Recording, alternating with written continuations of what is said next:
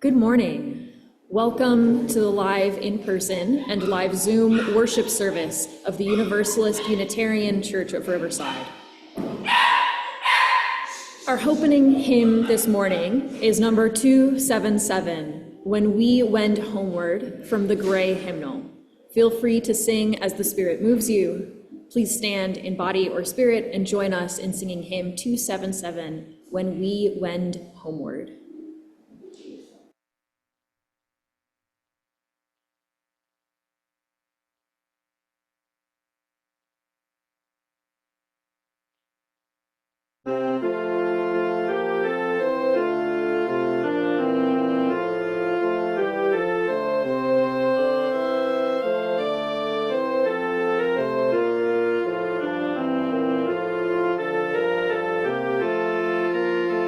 When we went homeward to a land like dreamers we shall be, like leaping rivers in the spring, we'll joyful be and free.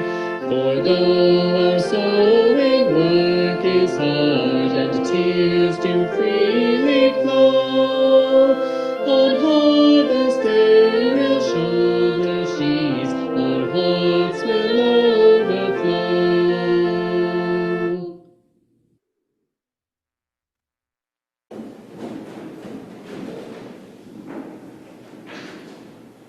Thank you for joining us here in person, and thank you for joining us remotely by Zoom, where we will continue live streaming and posting these services on our YouTube channel for our virtual attendees.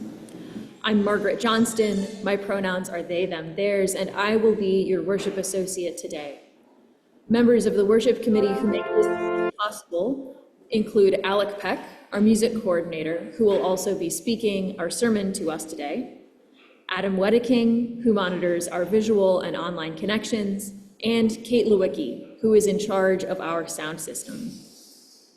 We welcome you to join us this morning with an open mind and an open heart, and with muted electronics, please. Thank you for remembering to set your clocks back and getting here at the right time. We invite you to leave your worries and defenses at the door and trust that what happens in worship is inspiring and powerful. Together, we affirm that this day and our being together can make each of us braver, more compassionate, and wiser as we begin a new day and a new week.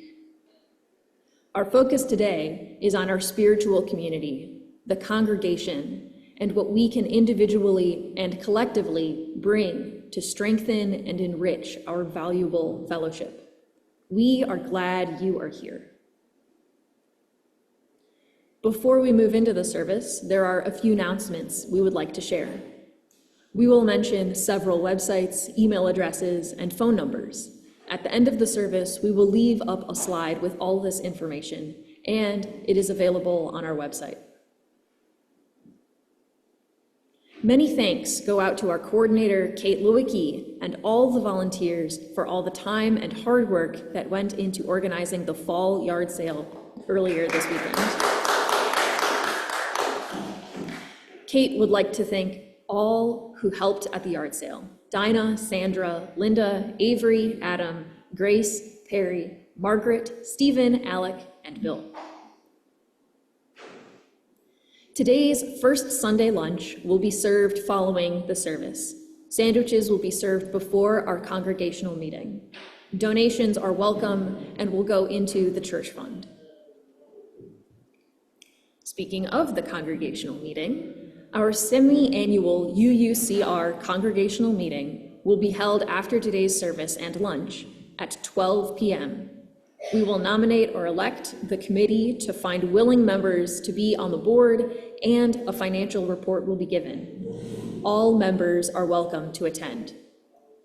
Due to this meeting, our monthly First Sunday Peace Panel discussion will be postponed until next month and will resume on December 1st. Church Council will meet on the second Friday of the month in the annex. The next meeting will be at 4 p.m. on November 8th. Women's Federation meets on the second Saturday of the month. The next meeting will be held next Saturday, November 9th at 1 p.m. in the parish hall. There will be a spiritual presentation by Rhonda Lee. She will share her work and talk about the importance of candles in prayer and turning pain into power. If possible, please bring light refreshments to share. Finally, UUCR will be open to visitors during the upcoming Festival of Lights that happens on November 23rd, 2024 through December 31st. We are looking for donations of soda and individually packaged snacks for fundraising. As a tip, Stater Bros has soda on sale for $3.99 for a 12-pack through Tuesday. More details about this event will be announced in the coming weeks.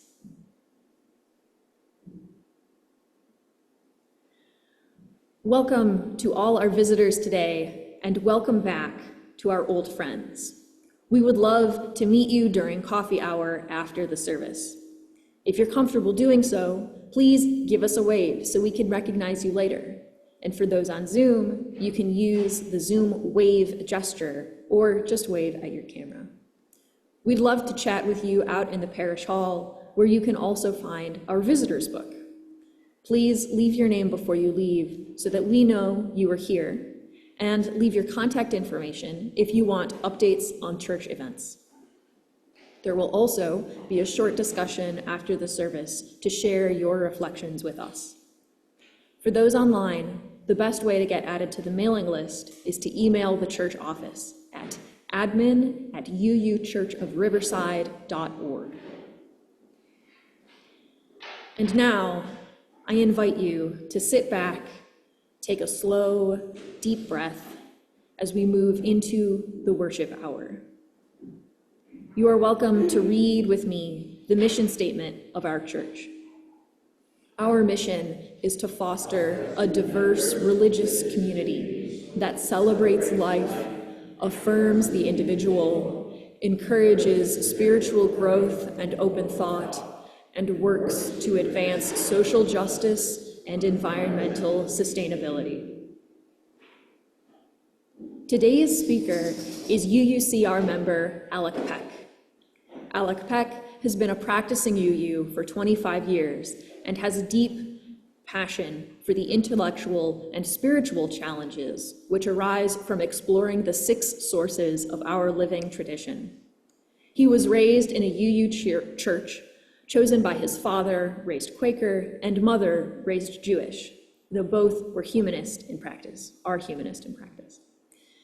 Alec recently spent 2 years studying natural science at Creighton University, a Jesuit institution, and is now completing his PhD at UC Riverside. Be the change you want to see in the world. This age-old wisdom is hard enough to internalize, and yet we must also live the changes we want for our friends, our community. It is every person's inherent right to live with dignity in a beloved community. Life on earth and our being together is a miracle, and we must work hard to realize the world we deserve.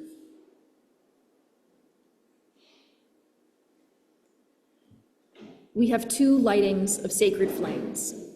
The first is a remembrance candle for the indigenous peoples who continue to cry out for justice and self-determination. We remember that underneath us is the unceded land of several indigenous peoples, the Cahuilla, the Luiseño, and the Cupeño. We light this sacred flame in their remembrance and in recognition of their ongoing struggle for freedom and dignity.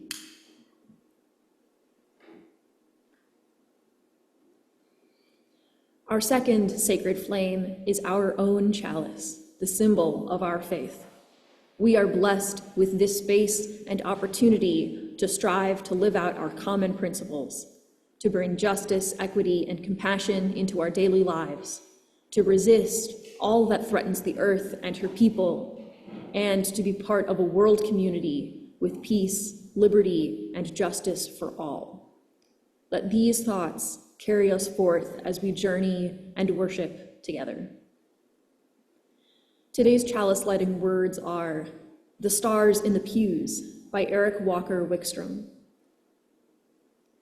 Each of the stars in the heavens is unique and individual, yet together they form the night sky. Each of us here is unique and individual, yet together we are a congregation. Each of our congregations is unique and individual, yet together we are an association. For the stars in the sky, for people in the pews, for members of our association, in gratitude, we light this chalice.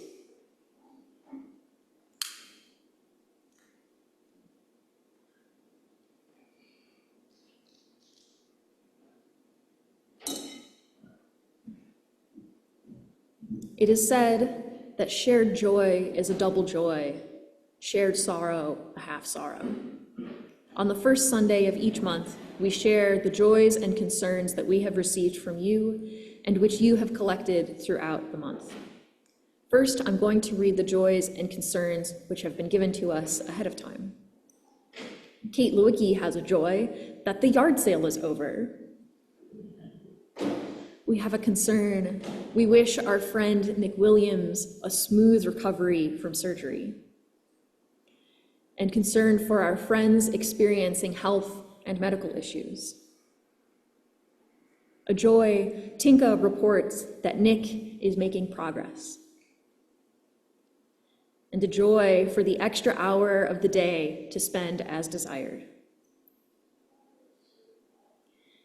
If there is anyone here in the sanctuary who would like to speak their joy or concern, please raise your hand and we will invite you to speak here at the microphone. Yeah, Bill.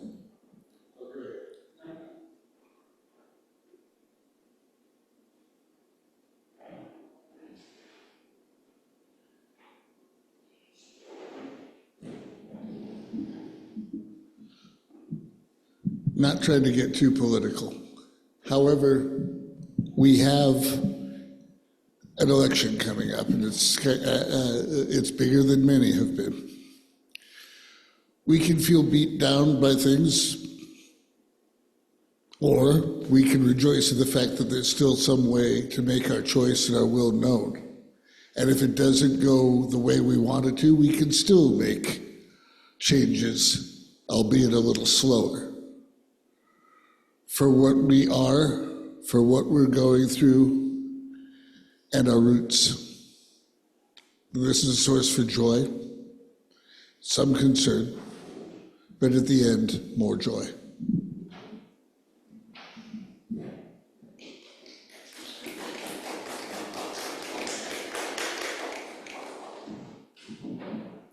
Hi, my name is still Alec, and I have a couple joys that I wanted to share. First is that Margaret has been with me for the last few weeks here in Riverside, which means that my apartment has been completely transformed, including getting rid of all the boxes that were taking up space in my kitchen. And it has been wonderful to get to share the space with Margaret now. And on a related note, I also have a great joy that Margaret and I are now engaged officially.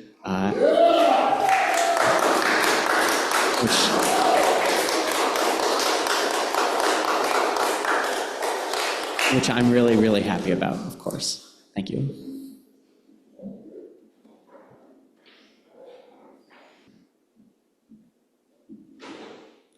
There's a fresh new poll, as was revealed by the three Sunday morning news programs.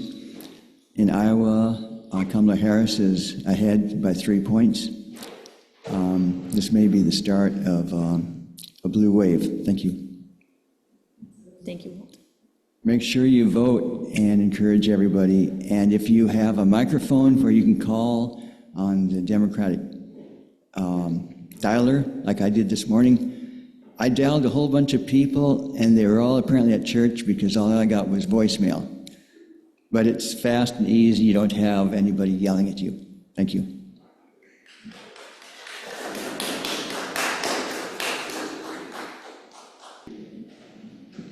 I got a concern talking about voting, something to keep in mind. I got a concern for our Riverside City Council. I've been the board president here for a little while, and I've been trying to represent us at our city council meetings. And since I've been doing that, I've heard dehumanizing language come from people, calling people animals. I've seen city council members giggle while homeless community members are sharing their pain, and them gleefully vote to expand camping bans. I have seen really disturbing, morally bankrupt stuff going on in that community city hall, and I just pray for our city, and I pray that things can change there.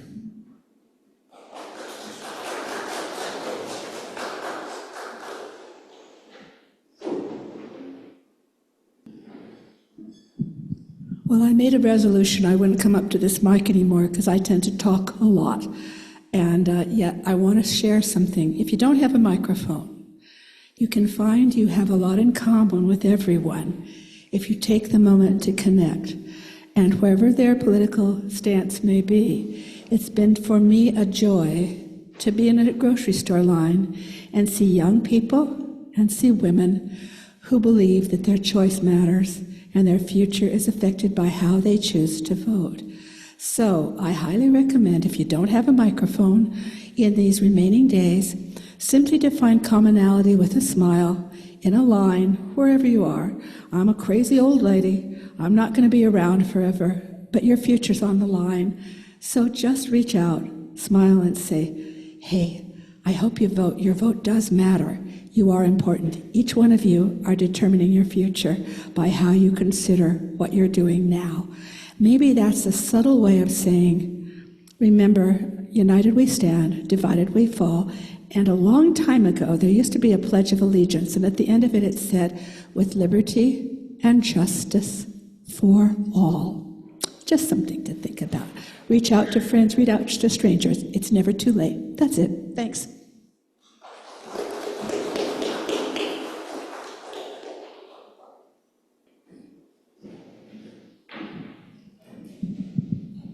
One other concern, unfortunately also political.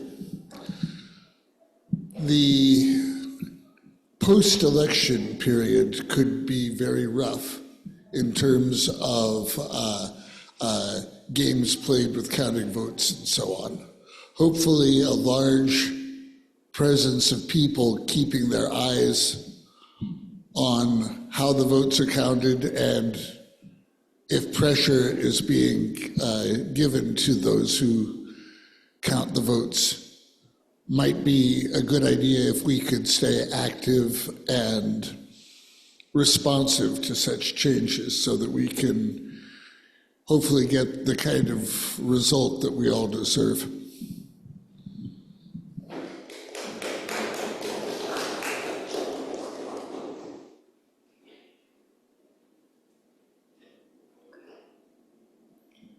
We place a stone in our water chalice to represent the joys and concerns we have shared with our church community, and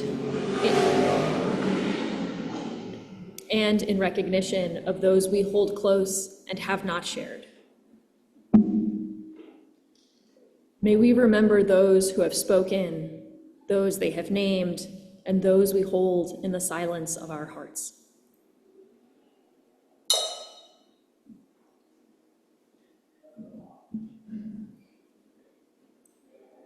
Our hymn now is number 1028, The Fire of Commitment, from the Teal hymnal. Feel free to sing as the Spirit moves you. Please stand in body or spirit and join us in singing number 1028, The Fire of Commitment.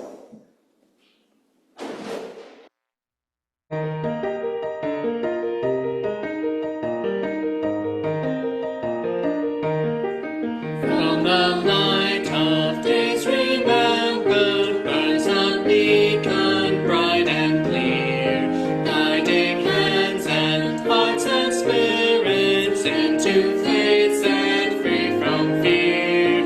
When the fire of commitment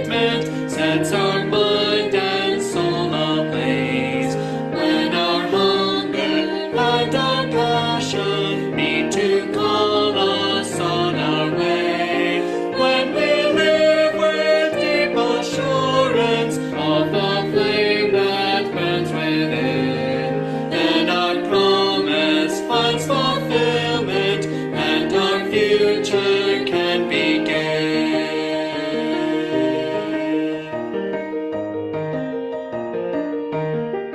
From the stories of the living brings a song both brave and free, calling pilgrims still to witness to the life of liberty.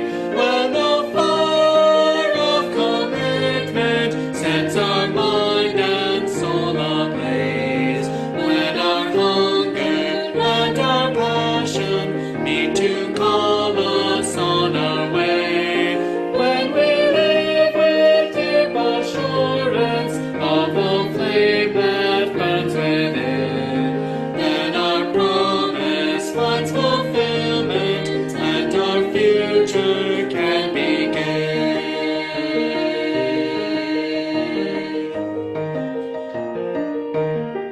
From the dreams of youthful vision comes a new prophetic voice, which demands a deeper justice built by our courageous choice.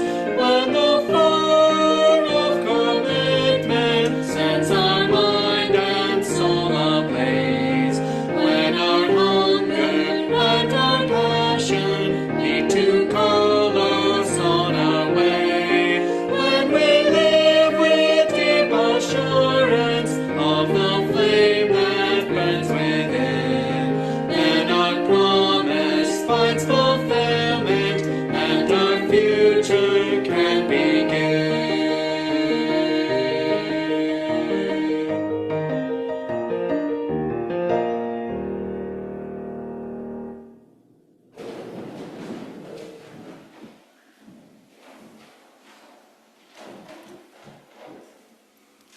This portion of our service is to support our beloved historical church. This can be accomplished several ways. In addition to the weekly collection, you may send your checks to the church address, which is shown here. You may contribute by PayPal using the QR code, which is shown here on our church website and in the newsletter. Stater Brothers Market gives our church a rebate on Stater grocery cards, which we will have in church each Sunday. Amazon gift cards are also available. You get the full value, and the church receives a percentage for free. Please see Dinah Rowe or Robert Braun in the church office if you are interested in purchasing gift cards. A bag will also be passed around to collect food and hygiene items for our local community. Please donate as the Spirit moves you by whatever method works best. Thank you for your generosity. And for those who give of their time and their talent, thank you for your generous care and attention. Will our ushers now please come forward to receive the collection?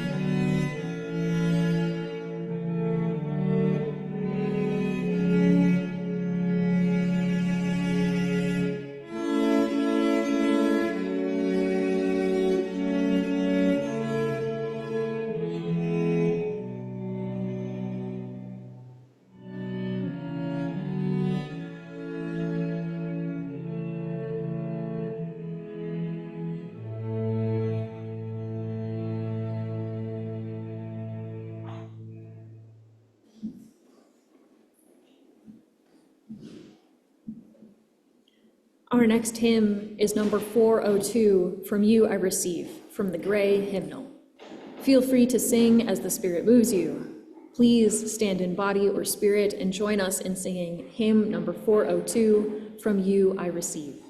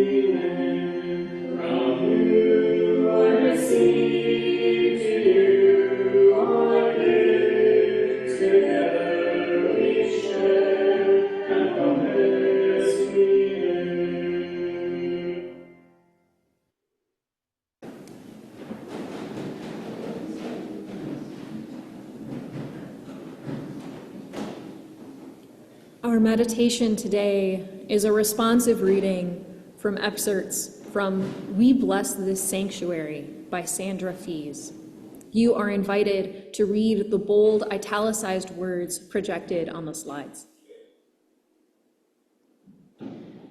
We bless this space and each other with our intention for love and service. May this truly be a sanctuary that inspires us to live out our faith by serving the cause of love and justice in the world.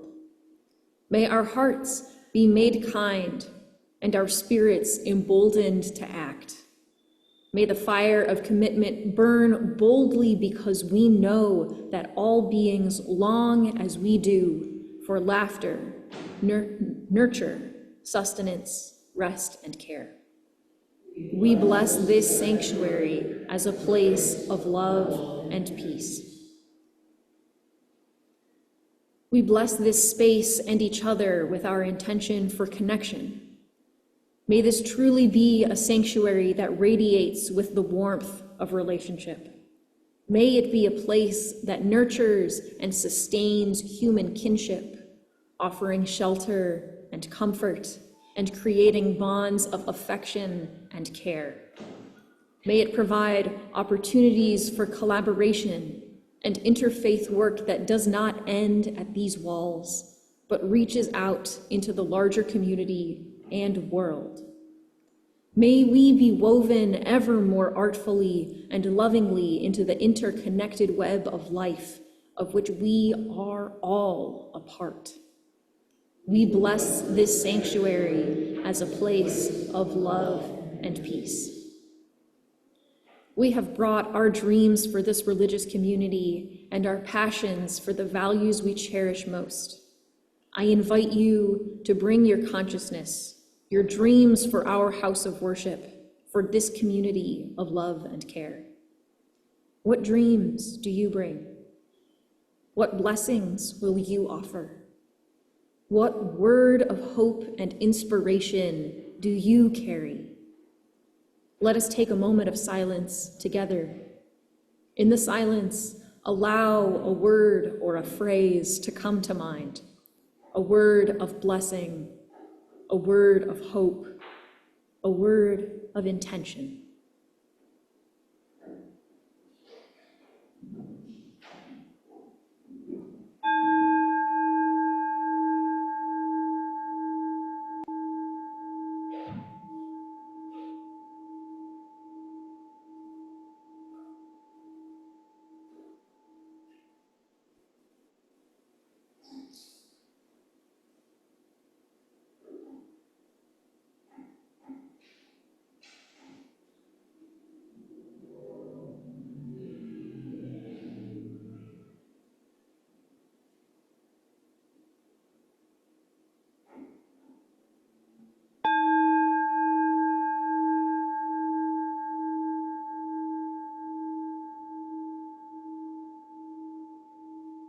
Now, I would like to introduce Alec Peck, speaking to us on what we want and what we need.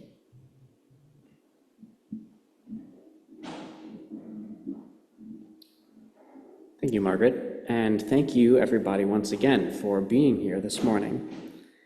I'm glad to hear that you've all got voting on the mind. I'm not surprised. It is tomorrow after all. And so I wanted to mention that there are always some interesting propositions on the ballot on the local, for the local California stuff, and even though the Electoral College may have spoiled your vote for president, the local governments here in California have a lot of power, so do remember to participate in all those ways. And perhaps it's just a little coincidental that it's right at election time when we have our congregational meeting, a time for us to review the governance of our very church. In this church, democracy is the tool that we use to achieve liberty and justice for all. It's not a perfect tool, but it is rooted in our belief of our individual worth and that we all hold some part of the truth, and also that the rules for us must come from us. In the Buddhist faith, they believe that no freedom is truly possible until we understand our interdependence and our belonging in our society. All that we know, we have learned from our lived experience, and our lived experience was guided very intentionally in some cases by all of us around us. We have, unaware, made a complicated and intertwined web connecting us all. This is our community. Every single person we touch is part of the tapestry of our lives. We understand other people's identity by our perception of them, and the same, of course, is also true for us. Also, and how we feel that we're being perceived, our expectations of what we think we should be. This is our social self. It's defined very much by our performance. Beauty is in the eye of the beholder, after all, but so are also many other social traits: confidence, rudeness, friendliness. What would it feel like to be in a beloved and radially accepting community, where every thread in the tapestry in every direction is filled with love, where we can surrender our ego boundaries and risk spiritual growth, both for you and for me, a radial acceptance in all directions?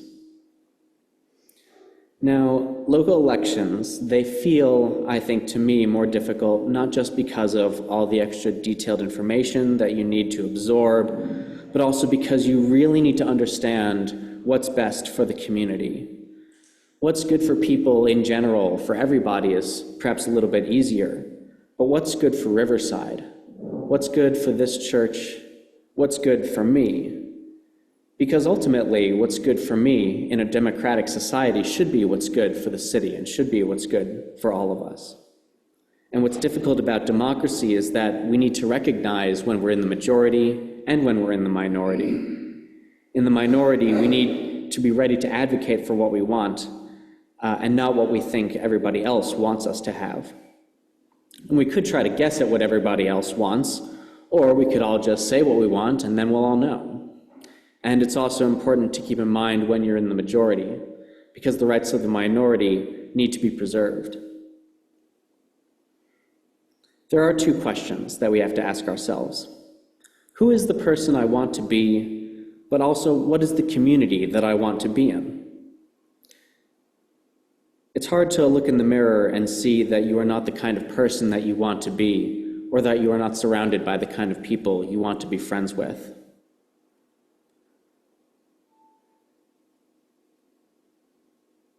Sorry, I lost my place. We can get caught up in, we tend to get caught up in what we want or what we need in this moment, and the kind of person that we want to be as a whole kind of gets lost. We want to value kindness, gentleness, and compassion, but only help if we actually practice it in every single moment. We've heard that one, right? Practice what you preach. That means to reaffirm your values. Not to others, it means to reaffirm your values to yourself. It is our very own righteous duty to go on the journey of spiritual truth and to discover what we believe. And then we must keep those convictions with us so as not to be burdened by the weight of shame, but as gentle reminders that we are always journeying towards a more complete wholeness. We embrace our faults, and when we truly recognize what we don't like about ourselves, it is painful. It is painful to realize that we've made mistakes or that we don't live up to our own standards. But this is how we grow, and this is what love is. We have to be able to live and laugh together as neighbors. I want this church to be a loving and trusting community, not one where no one ever gets hurt, but when mistakes do happen, we can heal, and we are strengthened and not corroded. My most direct experience with a covenant is at UU Summer Camp. The camp covenant at the Midwest UU Summer Assembly covers all of the camp attendees, but the young adults at the camp get to make our own covenant. And that means that on the first night of the week, we all get together in a large group meeting, one of the only times we actually all are in one room together, and we all agree about what are the boundaries and the expectations for camp. because in this church, we are the church. We are the ones who decide the way that we want to be. Why is community so vital to living a full spiritual life? Why is it so important for us to be together, to be good persons and good people? We understand the identity of others by our perceptions of them. And so, just as the meaning of our art is a performance, so too is our social performance. And we have to live together some way, because as much as it would be nice for some of us to be able to live all on our own in a private bubble, never having to interact with anybody except through Amazon orders online, that is simply not the way the real world works. There's always someone at the other end of that line. And so we have to think really hard about what we want this church to look like. I want to be able to feel my feelings and feel safe being vulnerable doing that. This is the essence of a beloved community, where we can all see each other for who we are and we can live without shame, where we are free to follow our hearts and be who we are, and the only pressure of our society is to be ourselves and the challenge to be our better selves. I want to be reminded, and indeed I need to be reminded constantly, of how I can live to become the person in the world that I want. I want to see my neighbors supported in every way. We say to stand up for what you believe in, but this is only easy to say when you have that support.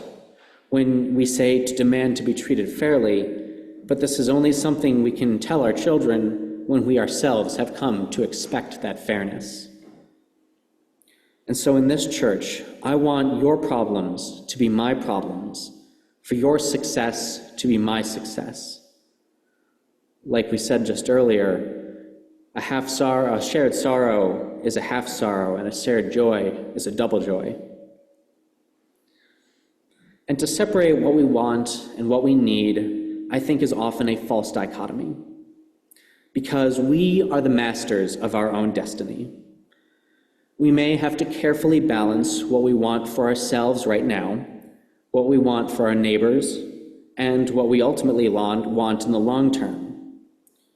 But the gods gave us the power to make that choice, to choose what our lives look like, and even when we choose to do anything in our life. And so what we need to do is to look that responsibility and really embrace it. For us to come together in a beloved community requires reconciliation, to acknowledge our past trauma, and then to find each other again, whether it's some wrongs that we have done or the wrongs that we perceive in our neighbors. Beloved community is about being aware of our social identity and its impact on our relationships.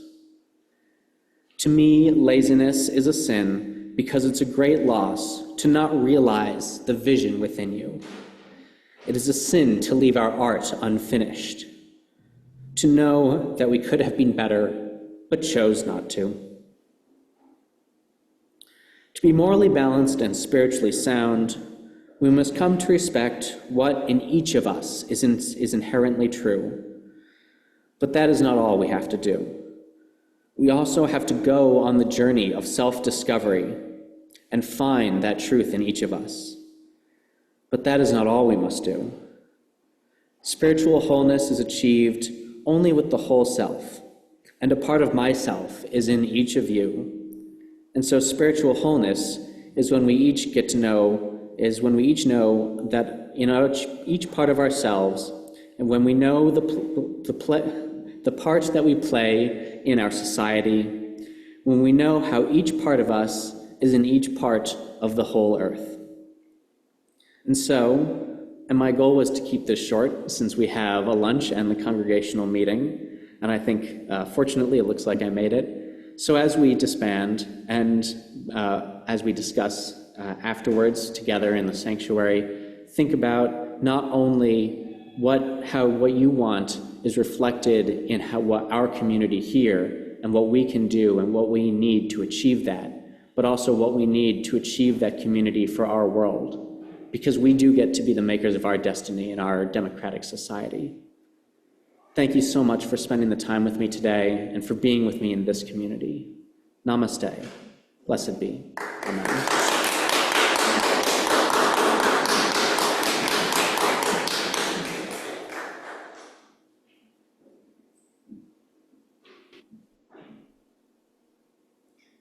Our closing hymn is For the Weaving of Our Lives, which is sung to the tune of hymn 21, For the Beauty of the Earth, from the Gray Hymnal. Feel free to sing. Please stand in body or spirit and join us in singing For the Weaving of Our Lives.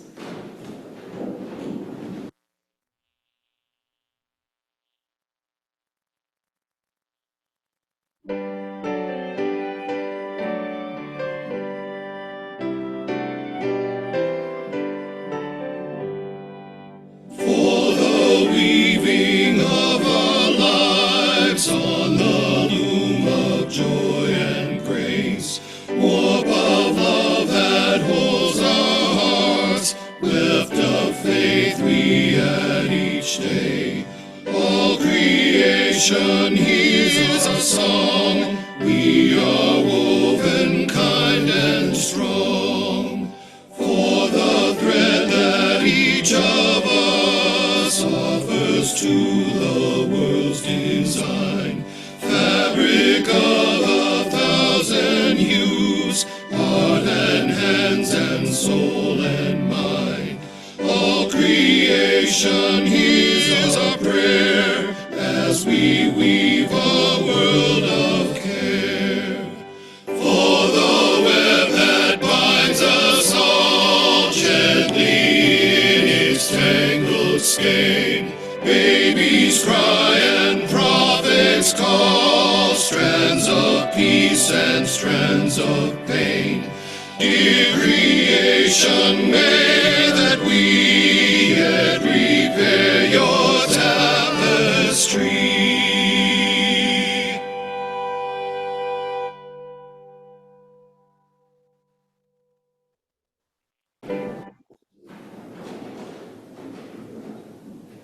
May the love that is the doctrine of this church be also the strength and the spirit of this congregation and of our individual lives. Namaste, Amen, and blessed be. Thank you, Alec, for sharing your valuable time and insights with us this morning. It is sincerely appreciated, and we look forward to seeing you again.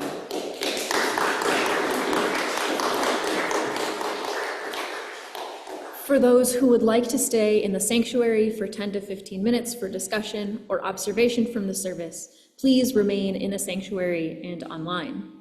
Please be aware that these comments will be posted with the rest of the service. For the rest of you, you are now welcome to adjourn into the parish hall for fellowship and lunch before members gather in the sanctuary for the congregational meeting.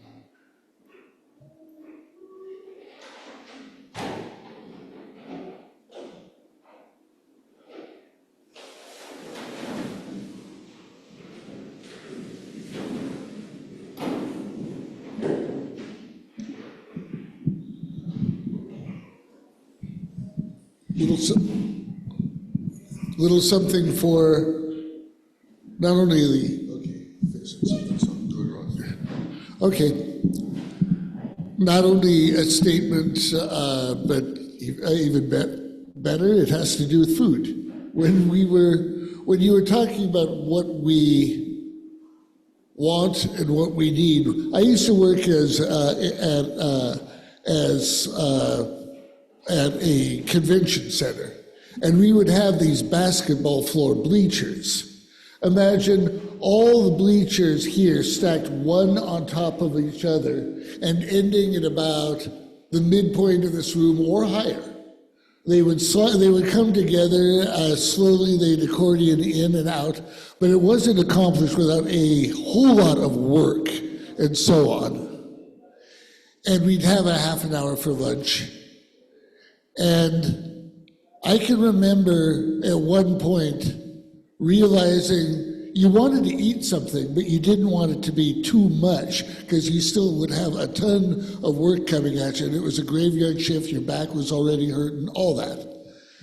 And it worked out that the closest, one of the more subtle red and white can sacraments that you could ask for was a can of Campbell's chicken noodle soup without the water added. You put it into the cup, you hit it with you nuked it in the microwave, you ate, and you had a light meal, you had food in your system, you had a running start towards getting off duty and getting the work done. They'd let us lie down on a time like that, and as you're lying down, you're back feeling like a bag full of Rice Krispies in the middle of a folkloric dance floor. You realize that the power you were getting from that simple can of soup stretched into the truck drivers who were brought into the store, the night stalkers who put it on the shelf, and the person who sold it to you. And there would be this chain of small, intense blessing reaching fore and aft into the world.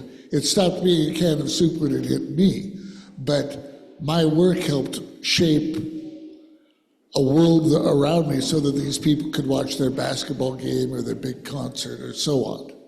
So that knowing that I was a part of that, it wasn't, I didn't want, I mean, I wanted the paycheck. The work was brutal at that, on shifts like that. But there was something deeper that had to do with a simple can of chicken noodle soup. And when you get to the point where you find that deeper need, that deeper goal being met, even though anybody watching me would say, oh man, this guy's beat to heck, to realize what was on the table, what was that you were a part of something bigger. Well, it was a good feeling for me, and I wish you all the same thing, now or later.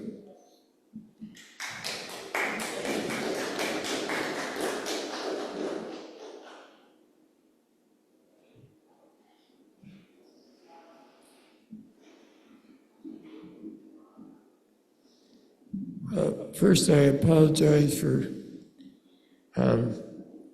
not being able to hear you, Bill, but somehow this mic does not work over the audio system very well. I didn't share my concern this morning about the election being a toss-up. It's a toss-up by design, because billionaires have decided that without the appearance of democracy, it's going to be a one-party system. And so Trump is very skillfully taking a position opposite to the Democrats, billionaires, so that we can split up the working class into halves so that they'll never have a majority. And I see that as a major concern. Thank you.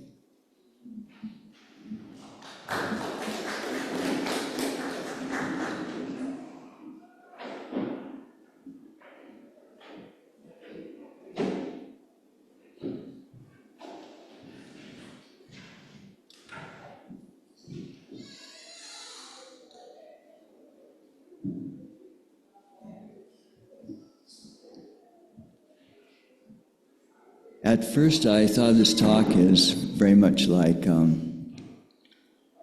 frankly, everybody get along, happy, happy, joy, joy, when we have very differing visions such as Roe v. Wade, whether it will come back or not. But then I did realize that there is something on display. Liz Cheney is by no means a liberal. I don't think she believes in Roe.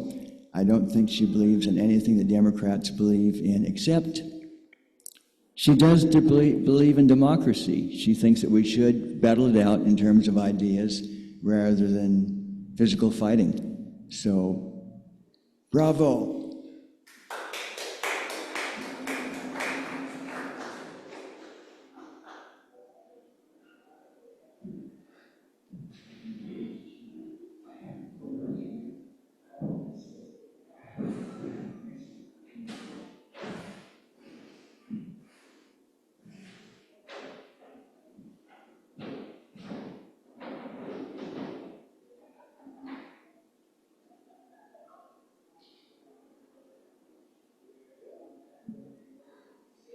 All right, that's it for today. Let's all adjourn to the parish hall for discussion, for additional conversation and lunch. Thank you all for being here.